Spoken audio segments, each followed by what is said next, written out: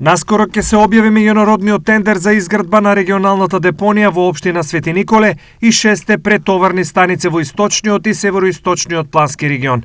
Министерот за животна средина и просторно планирање Насер Нуредини изјави дека подготвената тендерска документација е целосно ревидирана и до крајот на неделава ќе се достави до секторот за централно финансирање, исклучување договори и до делегацијата на Европската унија на одобрување. Следен чекор е објава на тендерот пошто ќе следи 90 дена период за доставување на понудите од заинтересираните понудувачи и спроведување на евалуационата постапка. Се планира склучување на договорот и почеток на активностите за градба во втората половина на 2023 година. Изјави министерот Нуредини. За градоначалниците од регионот, најавата за градба на депонијата ќе значи многу.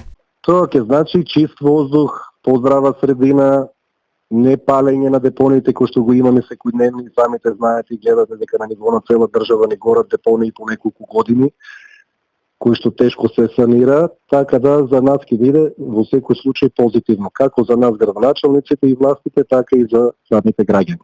Финансиските средства за изградба на депонијата се обезбедени преку ИПА-2 програмата на Европската унија и истите се неповратен грант во износ од околу 40 милиони евра.